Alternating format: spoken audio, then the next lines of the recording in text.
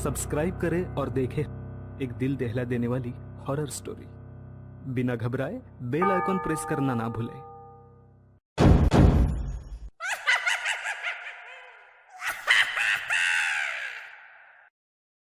रात के 12:30 बज रहे थे। कोल्हापुर में धाराशिव जाने वाली सीनियर कॉलेज के छात्रों की बस जंगल के रास्ते से गुजर रही थी। ट्रिप खत्म करके वे वापस धाराशिव आ रहे थे। दिन भर मौज मस्ती करने की वजह से सभी छात्र थक कर सो गए थे। दरवाजे की सीट के पास विकास सर और सुशील सर खर्राटे ले रहे थे। बस ड्राइवर विजय मामा भी नींद में बस चला रहे थे। उनके बगल वाली सीट पर प्यून पांडु मामा बैठे हुए थे कि तभी बस के सामने जंगली सुअरों का झुंड आया। विजय मामा ने बस जंगल में रोक दी। कुछ देर में जब रास्ता खाली हुआ तो बस फिर से चलने लगी। कुछ ही देर में विकास सर के पीछे ही दूसरी सीट पर बैठा श्याम नींद से जाग गया। श्याम की उम्र 21 साल थी। पढ़ाई में बहुत तेज था, लेकिन हमेशा अकेला रहने वाला। ना किसी से बनती थी, ना ही उसका कोई दोस्त था। वह दूसरी सीट पर अकेला बैठा हुआ था। सर, टॉयलेट जाना है। सर ने आधी आंखें खोलकर खिड़की से बाहर देखा। बस अभी भी जंगल में ही थी। थोड़ी देर बैठ जाओ, जब जंगल खत्म होगा तब मुझे उठा दो, मैं बस रोक दूंगा। वे बोले और फिर आंखें बंद कर सो गए। श्याम बस की खिड़की से बाहर देखने लगा और जंगल खत्म होने का इंतजार करने लगा। कुछ ही देर में जंगल खत्म हुआ और बस वीरान जगह पर आ गई। उसने विकास सर को जगा दिया और उन्होंने ड्राइवर से बस को रोकने के लिए कहा। जैसे ही बस रुकी, विकास सर बोले, किसी को टॉयलेट होना है तो अभी उतर जाओ, वरना बस सीधे धाराशिव जाकर ही रुकेगी। आवाज सुनकर पिछली सीट पर बैठा श्रीकांत नींद से जाग गया। विकास सर टॉर्च लेकर पहले बस से बाहर उतर गए। उनके पीछे पीछे श्याम और श्रीकांत भी उतरे और वो दोनों अलग अलग झाड़ी के पीछे टॉयलेट करने गए। श्याम टॉयलेट करके वापस आया, लेकिन श्रीकांत अभी भी नहीं आया था कि तभी श्रीकांत जोर से चिल्लाया। उसकी आवाज सुनकर विकास सर और श्याम उसकी ओर भागे, लेकिन तभी श्रीकांत झाड़ी से बाहर आया। क्या हुआ, क्यों चिल्लाए थे? कुछ नहीं सर, चप्पल से होकर कांटा पैर में चुभा। उसकी आवाज सुनकर ड्राइवर और प्यून भी नीचे उतरे थे। वो सब बस में वापस चढ़ने ही वाले थे कि तभी एक बाइक बस के सामने आकर रुक गई। अरे भाई साहब, यहाँ के नहीं हो क्या आप? क्या आपको पता नहीं कि इस रास्ते पर लोगों को हमेशा चकवा लगता है? बाइक चलाने वाला बोला। चकवा नाम सुनकर विकास सर बोले, हाँ पता है, हम बस निकल ही रहे हैं। और वो सब बस में बैठ गए। सर, वो आदमी किस चकवे के बारे में बात कर रहा था? प्यून ने अगली सीट से ही मुड़कर विकास सर से पूछा। हिंदी में चकवा मतलब छलावा, छलावा मतलब भूत। कहते हैं जो लोग रात में सफर करते हुए मरते हैं, उनकी आत्मा छलावा बन जाती है। छलावा रात को सफर करते हुए यात्रियों को पकड़ लेता है और उन्हें अपने गंतव्य स्थल तक पहुंचने ही नहीं देता। वो बस उन्हें उसी जगह पर घुमाते रहता है। कितना भी भाग लो या फिर गाड़ी तेज भगाओ, आप उसी जगह पर आ पहुंच जाओगे जहां आपको छलावा ने पकड़ लिया था। या फिर वो लोग रास्ते से भटक जाएंगे और उस जगह पहुंच जाएंगे जहां पर छलावा उन्हें ले जाना चाहता है। विकास सर ने बताया। इसके बाद ड्राइवर बोला, और यात्री रात भर उसी जगह पर बार बार घूमते हैं। वो तब तक रास्ता भटकते हैं जब तक सूरज ना उगे।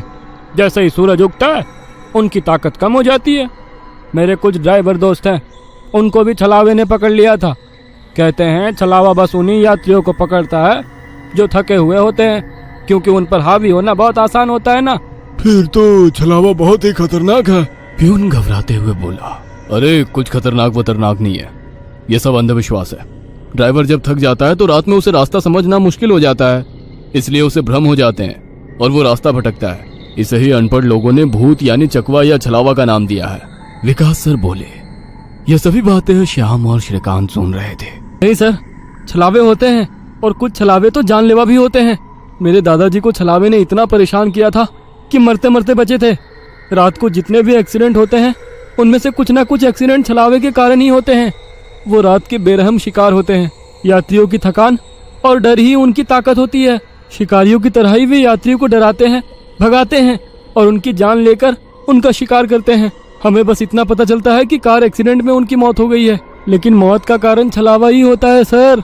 श्याम ने डरावनी आवाज में कहा। सर, इस का कुछ मत सुनो, इसकी बुआ राइटर है, उन्हीं से सुनी होंगी ये बातें। और राइटर लोगों का तो काम ही होता है बातें बनाना, उसी से तो उनका घर चलता है। पिछली सीट पर बैठे श्रीकांत ने कहा। श्रीकांत, चुप हो जाओ और सो जाओ। उन्होंने डांटते हुए कहा और उसके बाद सभी लोगों ने आंखें बंद कर ली और सो गए। कुछ समय बीता। श्याम अभी भी जाग रहा था और खिड़की से बाहर देख रहा था। बस किसी जंगल के बीचों बीच से गुजर रही थी कि तभी उसने देखा कि रास्ते के किनारे एक बंद पड़ी चाय की टपरी है। लेकिन ये चाय की टपरी तो मैंने पीछे भी पहले वाले जंगल में देखी थी। वह मन ही मन बोला और खिड़की के बाहर देखने लगा। तब उसे पता चला कि वो तो वही जंगल है जो वीरान जगह से पहले आया था। वह भागते हुए ड्राइवर के पास गया। विजय मामा नींद में बस चला रहे थे, बीच बीच में आंखें झपका रहे थे। विजय मामा, बस कौन से जंगल में है? होगी किसी जंगल में। रास्ते में जंगल कम है क्या? नहीं मामा, हम वापस उसी जंगल में पहुंच गए हैं जहां पर बस के सामने जंगली सुअर आ गए थे। नहीं बेटा, तुम्हें कुछ तो गलतफहमी हो रही है। वो जंगल तो कब का पीछे छूट गया है ना। उनकी बहस सुनकर विकास सर नींद से जाग गए। क्या हुआ श्याम? सर, हमें छलावा लग चुका है। उसने हमें पकड़ लिया है क्योंकि बस वापस उसी जंगल में आई है जहां से पहले गुजरी थी। लेकिन विकास सर भी ड्राइवर की तरह उस पर विश्वास नहीं कर रहे थे। सर, अगर आपको मेरी बात पर यकीन नहीं हो रहा है तो बाहर देखो। अभी कुछ देर रास्ते के किनारे एक ट्रक दिखाई देगा जो एक्सीडेंट में पलटी हो चुका है। और कुछ ही देर में रास्ते के किनारे सभी को पलटी हुई ट्रक दिखाई दी। ये देखकर सभी हैरान हो गए थे। ड्राइवर ने भी मान लिया कि श्याम सच बोल रहा है कि तभी जंगल खत्म हो गया और बस वही सुनसान वीरान जगह पर पहुंच गई जहां पर वो कुछ देर पहले टॉयलेट करने के लिए रोक दी गई थी। ये देखकर सभी की आंखें फटी की फटी रह गई थी। विकास सर की तो बत्ती ही गोल हो गई थी। श्रीकांत पिछले सीट से आगे आ चुका था। सबके चेहरे का रंग उड़ गया था। बस अभी भी रास्ते पर चल रही थी कि तभी वो फिर से वापस वही जंगल में पहुंच गई। वह सभी जान गए कि उन्हें छलावा ने पकड़ लिया है।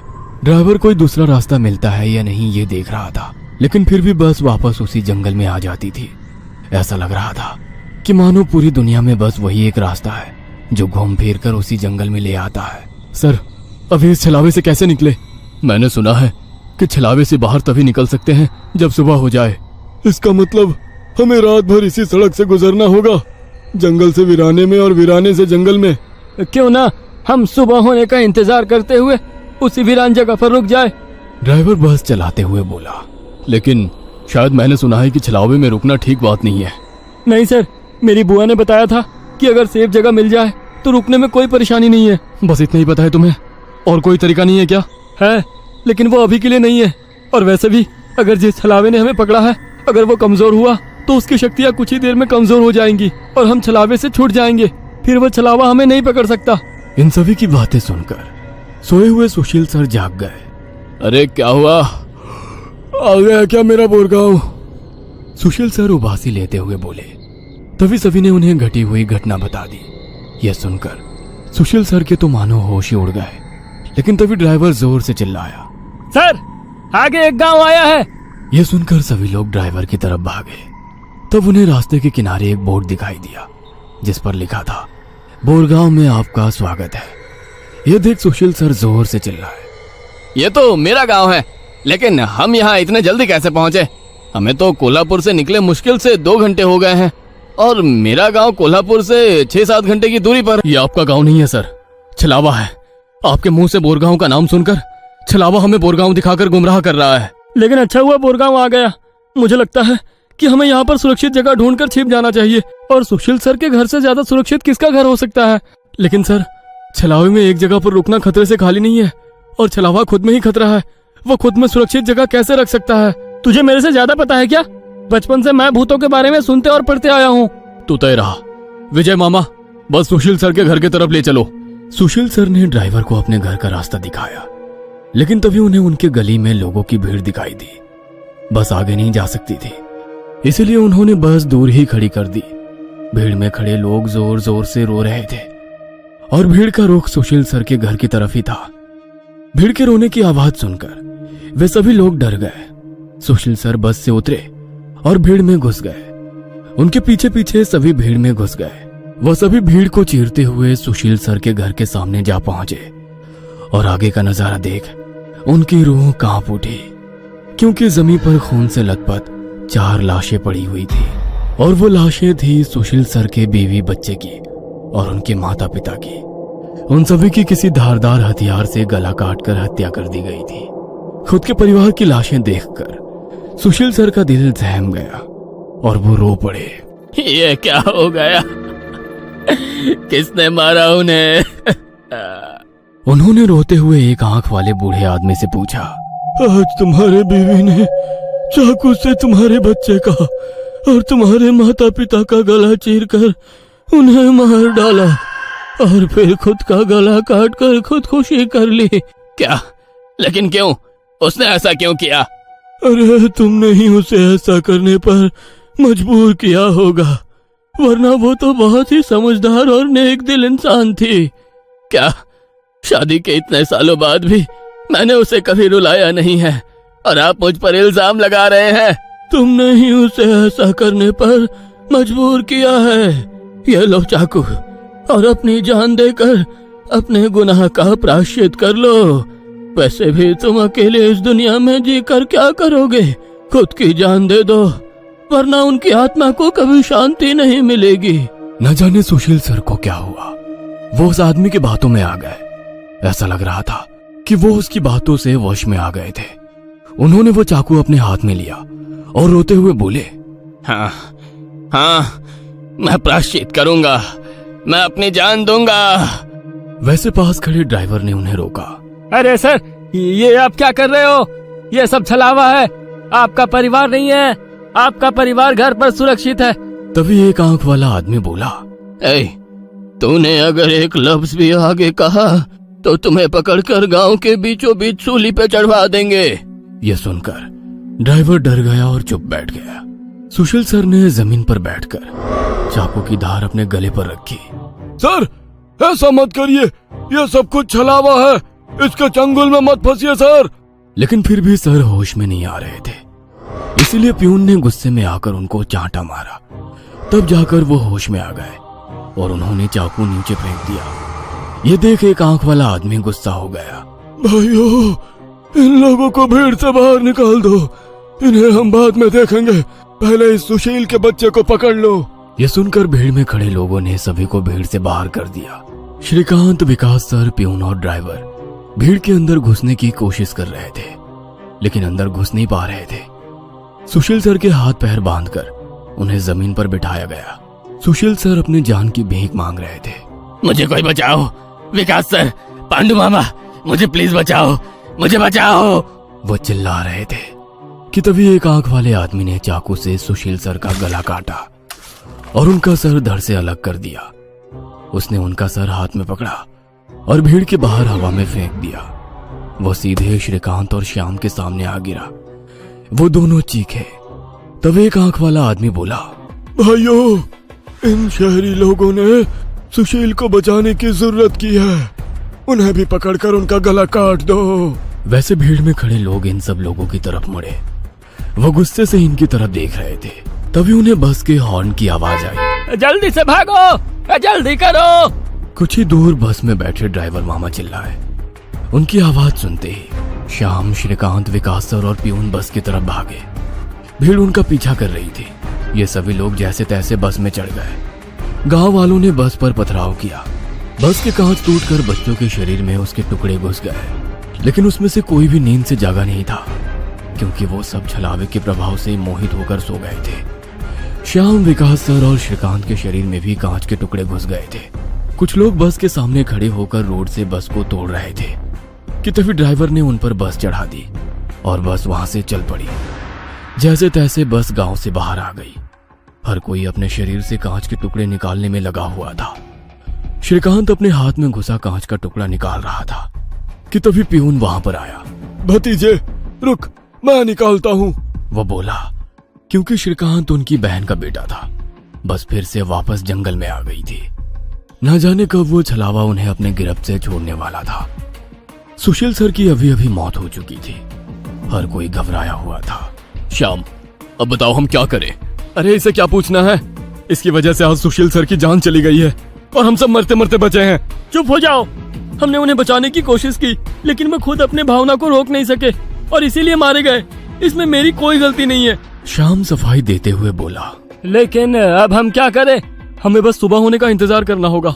और बिना कहीं रुके बस चलाते रहना होगा। अरे लेकिन बस में इतना डीजल भी नहीं है कि सुबह होने तक चले। अगर बस का डीजल सुबह से पहले खत्म हो गया तो हम इस छलावे का शिकार हो जाएंगे। ये भी है, ये छलावा तो मेरे सोच से ज्यादा ताकतवर निकला।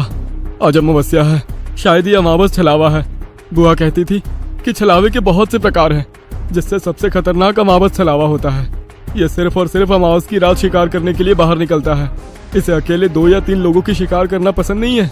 जहाँ पर यात्री बहुत सारी संख्या में होते हैं, बस उन्हीं पर यह छलावा हावी हो जाता है। वो सबसे पहले सबसे ज्यादा कमजोर और सफर में थके हुए इंसान को ढूंढता है, उन्हें डर दिखाता है, और जब उसकी डर से मौत हो जाती है तो उसके शरीर पर कब्जा करता है और बाकी यात्रियों के बीच में रहकर उन्हें गुमराह करता है। उन्हीं छलावे में बस घूमता रहता है और जब सभी यात्री थक जाते हैं तब उनका शिकार करता है।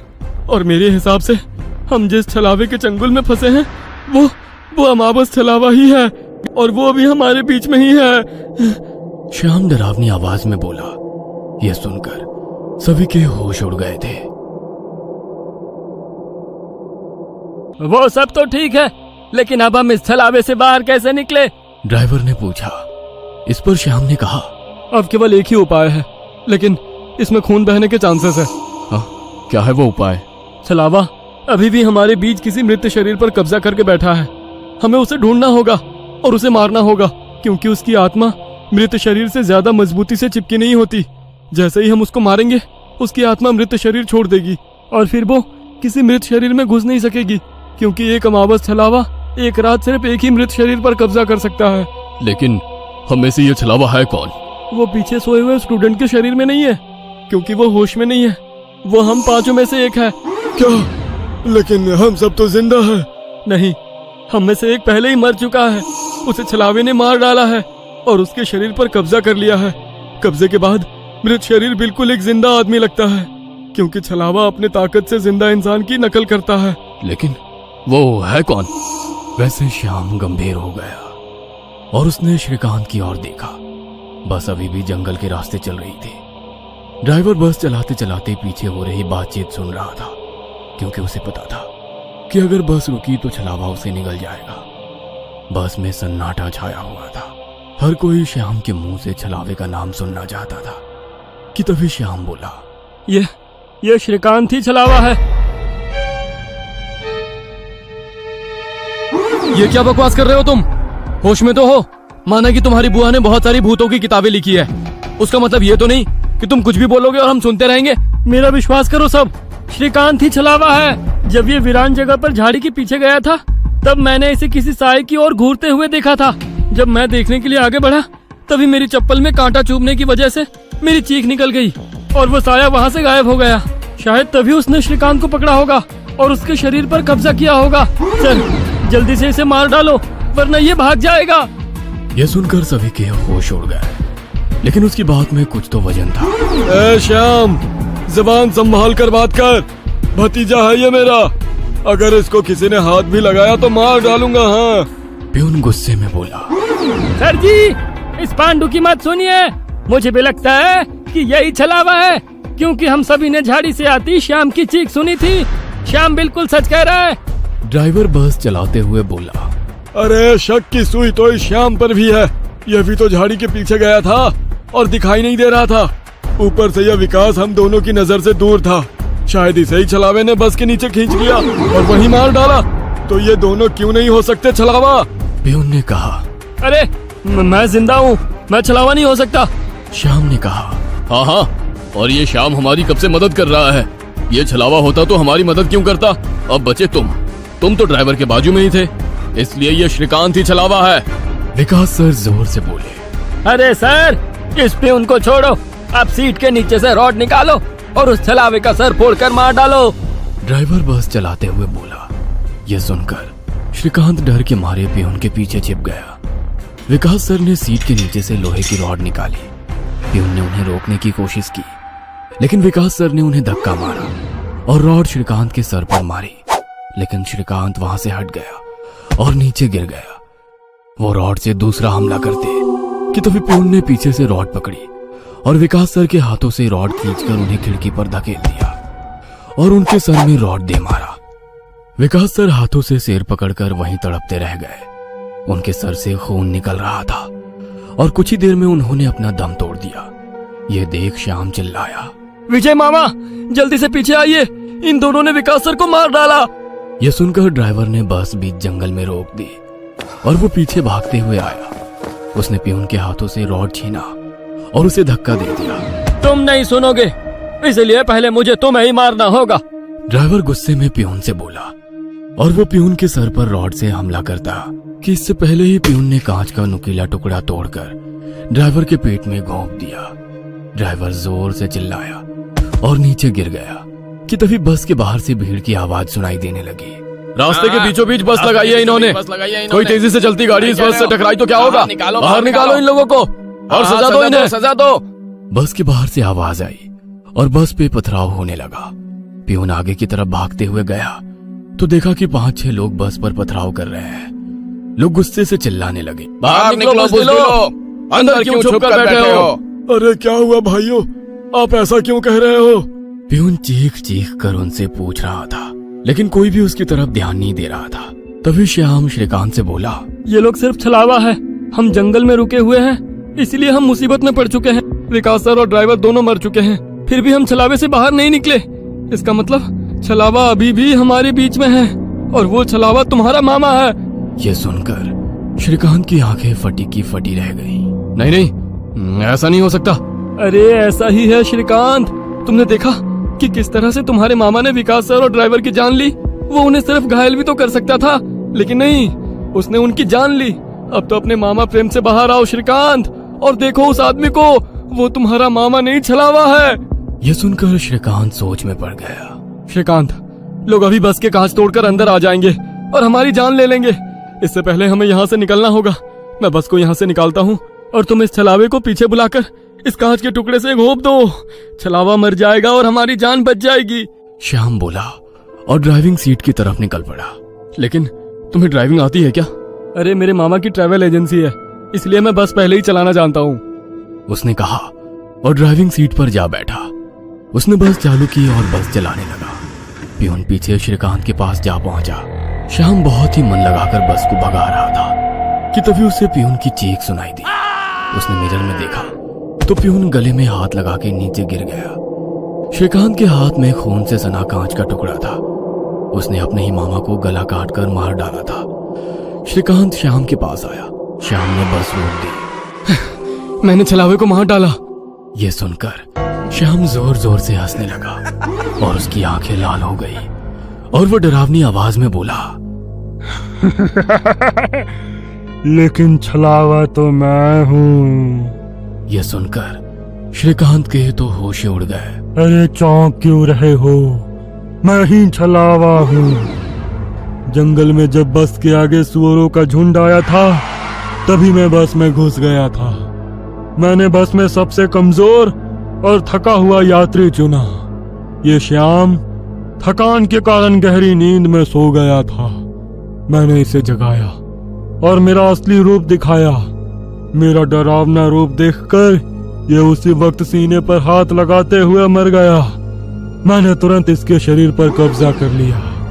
तभी मैंने जाना कि पिछली सीट पर बैठा एक लड़का, मतलब कि तू, आधी नींद में था और टॉयलेट जाने के विचार में था, और मैंने अपना खेल शुरू कर दिया। मैंने बस में बैठे सभी को छलावे की कहानी सुनाकर डरा दिया, क्योंकि डर ही मेरा सबसे बड़ा हथियार है। मैंने जानबूझकर तुम सबको गुमराह किया और सुशील सर के गांव ले गया और तुम्हें छलावे में रुकने के लिए मजबूर किया और सुशील सर की जान ली। मैंने ही विकास सर, तेरा मामा और ड्राइवर को एक दूसरे से लड़ाया ताकि वो आपस में लड़ कर मर सके, और आखिर मैंने तुम्हारे हाथों से ही तुम्हारे मामा का खून करवाया। ऐसा कहकर वो हंसने लगा। यही मेरा खेल यानी कि शिकार थी। तूने अपने ही मामा की जान ली, उस मामा की जिसने तुम्हें बचाने के लिए अपनी जान पर खेलकर 2 आदमियों की जान ली। अब तुम्हारा जी कर क्या फायदा। यह सुनकर श्रीकांत के आंखों में आंसू आ गए। उसे अपनी गलती का एहसास हो गया। श्रीकांत, आओ बैठ जाओ इस ड्राइविंग सीट पे और ठोक दो इसे किसी पेड़ पे। ले लो खुद की और इन सभी यात्रियों की जान। छलावा श्रीकांत की आंखों में देखकर बोला। शायद उन लाल आंखों का जादू श्रीकांत पे हो रहा था। वो छलावे की बातों में आ गया था, जैसे सुशील सर आ गए थे और खुद की जान लेने के लिए तैयार हो गए थे। शायद श्रीकांत को अपने किए का पछतावा हो रहा था और वो छलावे की बात मानने वाला था कि तभी श्रीकांत ने अपने आंसू पोंछे और वो जोर से चिल्लाया, मामा। छलावे को पीछे पैरों की आहट सुनाई दी और उसने मुड़कर देखा कि तभी प्यून ने लोहे का रॉड छलावे के सर पे दे मारा और उसके सर पर 4-5 बार हमला कर उसका सर कुचल दिया। तुम्हें क्या लगा खेल केवल तुम ही खेल सकते हो? अरे मैंने तो तुम्हें तभी पकड़ लिया था जब तुम विकास सर और ड्राइवर की मौत देखकर मुस्कुरा रहे थे। तुम अपनी खुशी छुपा नहीं पाए। तब मेरे दिमाग में तुम्हारी बातें आई। जानबूझकर तुमने हमें गुमराह करके छलावे में रोका और तुम्हारी वजह से सुशील सर की जान गई। तुमने मुझ पर ही छलावा होने का इल्जाम लगाया, हाँ? और मेरे मामा विकास सर और ड्राइवर के बीच आग लगा दी और बाद में तुमने मुझे ही मेरे मामा को मारने के लिए कहा। और हद तो तब हो गई जब तुमने कहा कि तुम्हारे मामा की ट्रैवल एजेंसी है, जबकि श्याम का मामा तो हमारे कॉलेज के बाहर गोलगप्पे का ठेला लगाता है। श्रीकांत ने अपने मामा के हाथों से लोहे की रॉड ली और छलावे से बोला, अब तुम चैन से शिकार करने के लिए अगले अमावस की रात का इंतजार करो, क्योंकि आज तुम खुद शिकार हो गए हो। और ऐसा कहकर उसने एक रॉड का वार उसके कुचले सर पे कर दिया और उसके शरीर से छलावा काले धुएं के रूप में बाहर निकला और बस के बाहर निकल गया। और जैसे ही छलावा बस से बाहर निकल गया, सभी स्टूडेंट्स नींद से बाहर आ गए। आज पहली बार कोई अमावस छलावा किसी यात्री से हारा हुआ था। बस के ऊपर हवा में उड़ता हुआ छलावा दर्द से तड़पने लगा और चिल्लाते हुए हवा में बिखर गया। उस छलावे को अपनी योनि से मुक्ति मिल गई, क्योंकि ये सृष्टि का नियम है कि जब भी कोई छलावा इंसान से हारता है उसका अंत हो जाता है और उसे मुक्ति मिल जाती है। आधी रात का समय था। एक गाड़ी हवा से बातें करती लोनावला की घुमावदार सड़कों पर दौड़ी चली जा रही थी। गाड़ी के अंदर तेज म्यूजिक चल रहा था और अंदर बैठे चारों नौजवानों अक्षय, रवि, आयशा और आदि ने अपने हाथ में एक एक कोल्ड ड्रिंक की बोतल पकड़ी हुई थी, जिसमें उन्होंने शराब मिला रखी थी। शराब के नशे में झूमते हुए अचानक ही अक्षय ने गाड़ी में ब्रेक लगा। अचानक ब्रेक लगने के कारण चारों को एक जोरदार झटका लगा और जैसे शराब का नशा एक झटके में चूर हो गया। घबराते हुए रवि, आदि और आयशा गाड़ी से बाहर निकल आए। क्या हुआ अक्षय, इतनी जोर से ब्रेक क्यों लगा दिया? सब ठीक तो है ना? लगता है डिक्की खुली रह गई है। जा दी, तू चेक करके आ। कुछ नहीं हुआ बे, बस वैसे ही मजे ले रहा था। इसका बर्थडे है, इसे परेशान करना तो बनता है ना। तुम्हें अगर ज्यादा मस्ती सूझ रही है तो हटो, मैं ड्राइव करती हूँ। गाइस, मुझे लगता है अक्षय पीकर आउट हो चुका है। ए आयशा, चुप करके बैठना पीछे। बोला ना तुझे मजाक कर रहा था। आदि आ जाना यार, कुछ नहीं है डिक्की में, बैठ जल्दी। आशा के बुलाने पर आदि भी आकर अपनी सीट पर बैठ जाता है और अक्षय वापस से गाड़ी स्टार्ट कर देता है। यार 100 की स्पीड में भागती गाड़ी में तूने ब्रेक लगा दिया। अगर गाड़ी पहाड़ से नीचे गिर जाती तो अभी इन वादियों में भूत बनकर घूमते अपन लोग हैं। यार प्लीज ऐसा करो, किसी लॉज पर गाड़ी रोक दो, हम लोग सुबह निकलेंगे। अब तेरी क्या प्रॉब्लम है? तुम लोग समझ नहीं रहे हो यार, तुम सबको चढ़ गई है, अपने होश में नहीं हो तुम लोग। इस तरह लॉन्ग ड्राइव पर जाना सही नहीं है और तुम लोग अभी इस हाईवे के बारे में ज्यादा कुछ जानते भी नहीं हो। यार तेरा ही बर्थडे मनाने जा रहे हैं, तू सारा मजा मत खराब कर। अच्छा बता, क्या प्रॉब्लम है इस हाईवे में? यार मैंने बोला ना, ये रास्ता सही नहीं है। यहाँ के लोकल्स का कहना है कि आगे पहाड़ी पर अक्सर रात में एक्सीडेंट होते हैं। क्या बकवास है ये? एक्सीडेंट किस रोड पर नहीं होते हैं? हाँ, इसमें क्या नई बात है? होते हैं, सब जगह होते हैं, लेकिन यहाँ पर वजह कुछ और होती है। बस तू यू टर्न लो और पीछे चलो। अब तो तूने चैलेंज कर दिया भाई को, अब गाड़ी नहीं रुकने वाली। आदि के लाख रिक्वेस्ट करने पर भी अक्षय ने फिर से गाड़ी का गियर बढ़ाया और एक बार फिर से उनकी गाड़ी हवा से बातें करने लगी। आदि की बातें भूलकर बाकी के दोस्त भी अंग्रेजी गाने की धुन पर आंख बंद करके थिरक रहे थे, लेकिन आदि अभी भी अक्षय के साथ आगे की सीट पर थोड़ा सिकुड़ा सहमा सा बैठा हुआ था। रात का सन्नाटा हर गुजरते पल के साथ गहराता जा रहा था।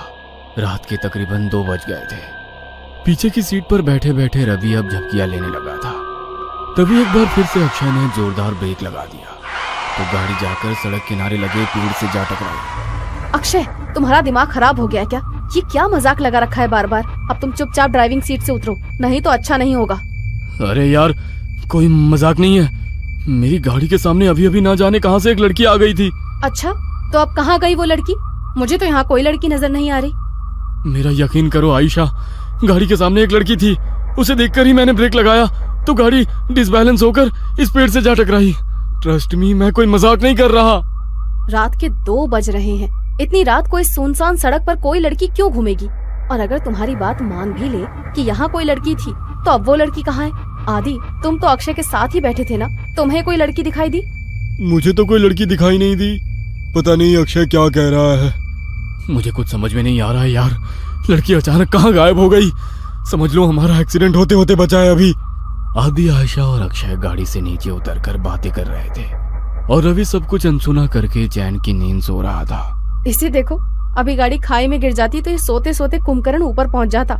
इसीलिए बोलती हूँ, लिमिट में पिया करो। हाँ, तो सही कह रही है। शायद मुझे चढ़ गई है। मैं पीछे बैठता हूँ, अब तू ड्राइव कर ले। ना बाबा ना, अब तो मेरी आंखें नींद से भरी हो रही हैं। तू ही चला गाड़ी, लेकिन अब ध्यान से चलाना। अक्षय एक बार फिर से ड्राइविंग सीट पर बैठ गया और आयशा पीछे बैठकर झपकियां लेने लगी। कुछ देर बाद, यार आदि, मुझे ऐसा लग रहा है हम बार बार उसी रास्ते पर आ रहे हैं। सब गोल गोल घूम रहा है यहाँ। वही पेड़, वही पहाड़। मुझे सच में चढ़ गई है क्या यार? तू एक बार लोकेशन चेक करना। भाई, पहाड़ एक जैसे ही होते हैं, इसमें क्या अलग होगा? आदि अपना मोबाइल निकालता है, लेकिन मोबाइल में कोई नेटवर्क ही नहीं आ रहा था। यार, मेरे फोन में नेटवर्क ही नहीं है। तभी अक्षय को गाड़ी की लाइट्स में सामने एक आदिवासी पहनावे वाली लड़की दिखाई देती है। लगता है मुझे फिर से वहम हो रहा है। अगर अब मैंने ब्रेक लगाया तो ये सब मिलकर मुझे ही पहाड़ से नीचे फेंक देंगे। अक्षय लड़की की ओर गाड़ी बढ़ाने लगता है। अरे, तुझे दिखाई नहीं दे रहा? सामने कोई लड़की है, उसे गाड़ी से उड़ा ही देगा क्या? आदि की बात सुनकर अक्षय लड़की से कुछ दूरी पर ही गाड़ी रोक देता है। अक्षय, अचानक ये लड़की कहाँ से आ टपकी? चुपचाप गाड़ी आगे बढ़ा। मुझे कुछ ठीक नहीं लग रहा है। बाहर मत निकलना। अरे यार, बहुत घबराई हुई लग रही है और रात भी हो रही है। देखने तो देख क्या बात है। मैं बोल रहा हूँ ना, ये रास्ता सही नहीं है यार। यहाँ पर अक्सर लोगों को छलावा लग जाता है। तो फिर शुरू हो गया। तभी वो लड़की दौड़ते हुए उनकी गाड़ी के पास आ जाती है। मुझे भूलनपुर तक छोड़ दो साहब, आपकी बड़ी मेहरबानी होगी। क्या बात है, डरी हुई क्यों लग रही हो? साहब, वो लोग मेरे पीछे लगे हैं। आप बस जल्दी से यहाँ से चलो, नहीं तो कुछ भी हो सकता है। लड़की की बात सुनकर अक्षय गाड़ी का दरवाजा खोल देता है और लड़की आकर आयशा के बगल में बैठ जाती है। आपका बहुत बहुत शुक्रिया साहब, आज तो मैं बाल बाल बची हूँ। आपको पता नहीं है साहब, इतनी रात गए इधर निकलना सही नहीं है। यहाँ रात गए अपने शिकार की तलाश में छलावा घूमता है। कहते हैं जिसके ऊपर छलावा की नजर पड़ जाए, फिर वो नजर बांध देता है। उसके बाद आप वही देखोगे जो वो आपको दिखाएगा। लेकिन तुम भाग क्यों रही थी? कौन था तुम्हारे पीछे?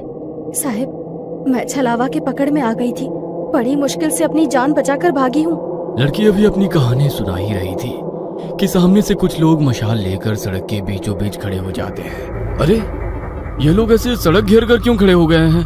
कौन है ये लोग? ओ शिट, हॉर्न बजा जल्दी। इन लोगों पर हॉर्न का कोई असर नहीं पड़ रहा है यार। एक टक घुरे जा रहे हैं और अपनी जगह से टस से मस तक नहीं हो रहे हैं। मुझे तो बहुत गुस्से में लग रहे हैं। क्या करूं? पतली सी सड़क है, अगर ये सामने से नहीं हटे तो गाड़ी रोकनी पड़ेगी। गाड़ी रोकते ही कहीं इन्होंने हम पर हमला कर दिया तो? साहब, ये आदमी नहीं है, आप बस गाड़ी मत रोकना। अगर इन्होंने हमें पकड़ लिया तो अच्छा नहीं होगा, हम में से कोई नहीं बचेगा। क्या मतलब है तुम्हारा? मैं उन पर गाड़ी चढ़ा दूं? नहीं नहीं, ये मुझसे नहीं हो पाएगा। अक्षय की गाड़ी धीरे धीरे उस भीड़ के नजदीक पहुंच रही थी। भीड़ में खड़े लोगों के हाथों में जलती हुई मशाल और लाठी डंडे दिखाई पड़ रहे थे। इसके साथ ही उनके चेहरे पर गुस्सा भी साफ साफ देखा जा सकता था। जैसे ही गाड़ी उस भीड़ के नजदीक पहुंचने को हुई, अचानक ही अक्षय को दाईं ओर एक मोड़ दिखाई दिया और उसने गाड़ी उधर ही घुमा दी। अब गाड़ी उस सुनसान रास्ते पर दौड़ती चली जा रही थी।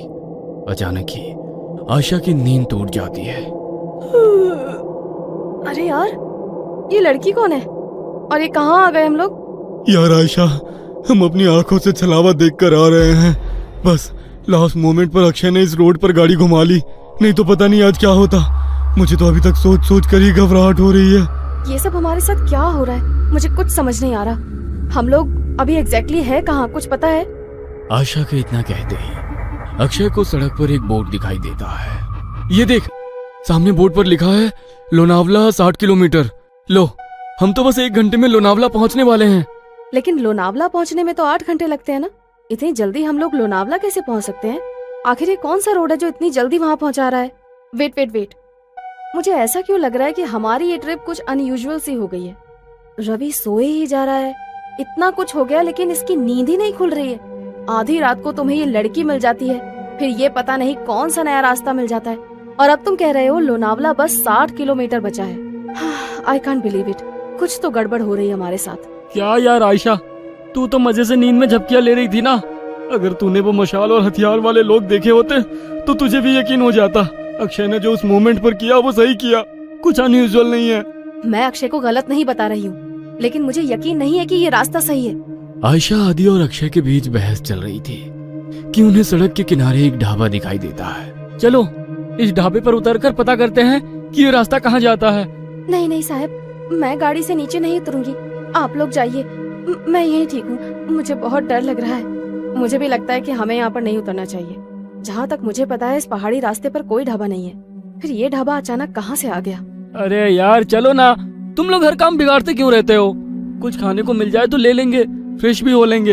ये रवि तो उठ ही नहीं रहा है, इसके लिए भी कुछ पैक करा लेंगे। आदि और अक्षय के कई बार समझाने पर भी आयशा और वो लड़की गाड़ी से उतरने के लिए तैयार नहीं हुई, इसलिए वो दोनों ही ढाबे के अंदर पहुंच जाते हैं। वहां पहुंचकर अक्षय सिगरेट सुलगा लेता है। आदि, सिगरेट पिएगा? दूर रख इसे, पहले ही शराब पी रखी है, ऊपर से ये सिगरेट। पागल मत बन अक्षय, तुझे गाड़ी भी चलानी है। अरे वो तो कब की उतर गई भाई। कोई है? अरे भाई कुछ मिलेगा खाने के लिए? अक्षय के कहीं बाहर आवाज लगाने पर एक रहस्यमयी सा दिखने वाला आदमी अंदर से बाहर आता है। कुछ खाने के लिए है? अक्षय की बात सुनकर वो आदमी एक प्लेट में दाल चावल निकालकर उसकी ओर बढ़ा देता है। छी, ये कैसा खाना है? इसमें तो कीड़े रेंग रहे हैं। खाओ चुपचाप, हम भी कई दिनों से भूखे हैं। अब तुम आ गए हो, अब हमारी भूख भी मिट जाएगी। उस आदमी की रहस्यमयी बातें सुनकर अक्षय बहुत घबरा जाता है। अक्षय उस आदमी को धक्का देकर वहां से भागते हुए गाड़ी की तरफ आ जाता है। आदि चल यहाँ से, ये आदमी मुझे कुछ ठीक नहीं लग रहा है, यहाँ रुकना सही नहीं है। कहाँ तक भागोगे? वो तुम तक पहुंच चुका है, छल चुका है तुम्हें। अब तुम में से कोई नहीं बचेगा।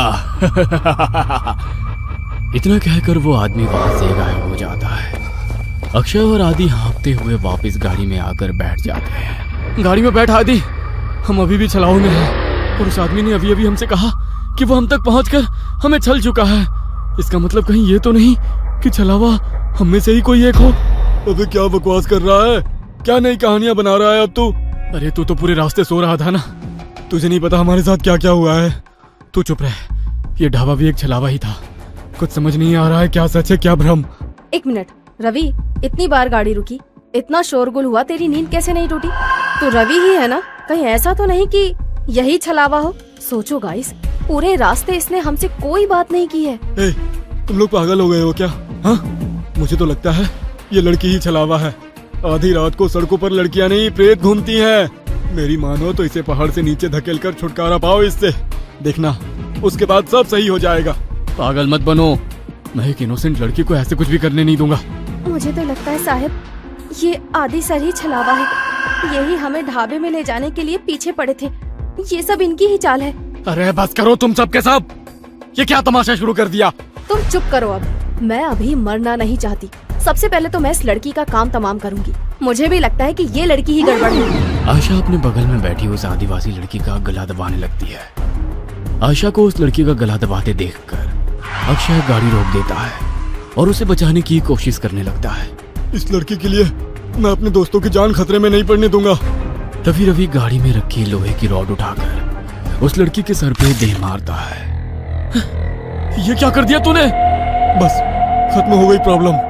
इसकी बॉडी को गाड़ी से बाहर फेंको और आगे बढ़ो। लड़की को मारने के बाद वे लोग उसकी बॉडी को गाड़ी से नीचे उतार रहे होते हैं कि तभी दूसरी ओर से कुछ गांव वाले मशाल लेकर उनकी ओर दौड़ते दिखाई पड़ते हैं। ये तो वही लोग हैं ना जिसे ये लड़की छलावा बोल रही थी। इसका मतलब छलावा अभी भी हमारे आसपास ही है। जल्दी चलो यहाँ से। वे चारों घबरा कर फिर से गाड़ी में बैठ जाते हैं। देखो, सुबह होने में बस 1 ही घंटा बाकी है। हमारे बीच जो भी छलावा है वो अगले 1 घंटे में हम सबको अपने साथ ले जाएगा। हमें उसके बारे में पता लगाकर उसे खत्म करना होगा, नहीं तो हम में से कोई नहीं बचेगा। Calm down. ये जो कुछ भी है इसने हमारी सोचने की शक्ति को खत्म कर दी है। हम लोग एक भ्रम में हैं। क्या सच है क्या झूठ कुछ भी समझ नहीं आ रहा है। वो हमें इमोशनली ब्रेक कर रहा है ताकि हम पर काबू कर सके। तू अपना प्रवचन अपने पास रख, मैं तुम तीनों को ही खत्म कर दूंगा, तो छलावा के बचने का कोई चांस भी नहीं रहेगा। तू मुझे भी मार देगा रवि? तू तो मुझसे प्यार करता था ना। Shut up! मुझे यहाँ से जिंदा अपने घर जाना है बस।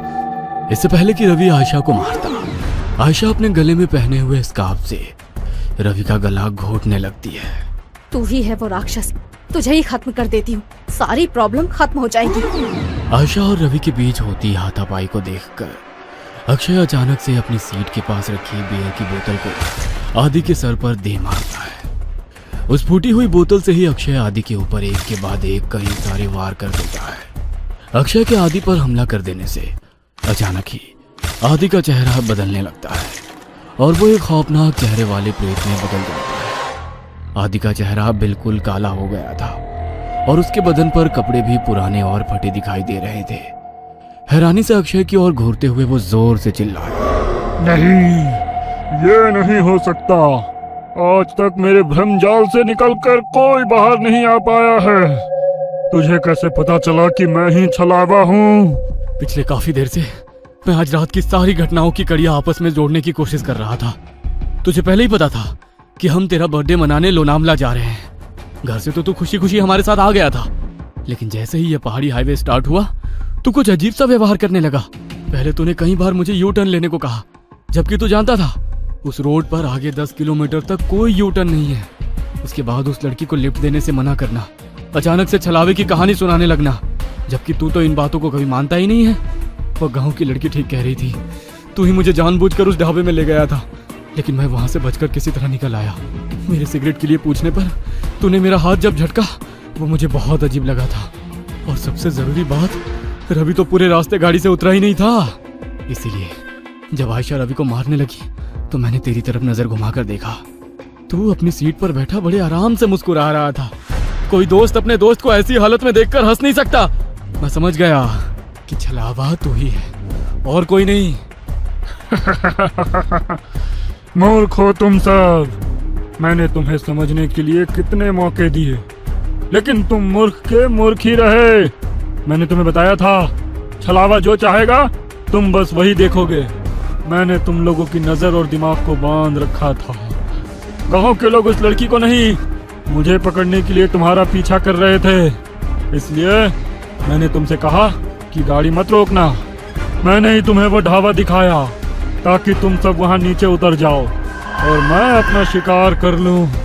लेकिन ये आयशा बहुत चालाक है। इसने गाड़ी से उतरने से मना कर दिया था, इसलिए मैं वहां शिकार करने से चूक गया। बस कुछ देर की बात और थी, इस रवि के मरते ही तुम दोनों एक दूसरे की जान के दुश्मन बन जाते और एक दूसरे को मार डालते और मेरी जीत हो जाती। अगर ये आदि नहीं है तो हमारा आदि कहाँ है?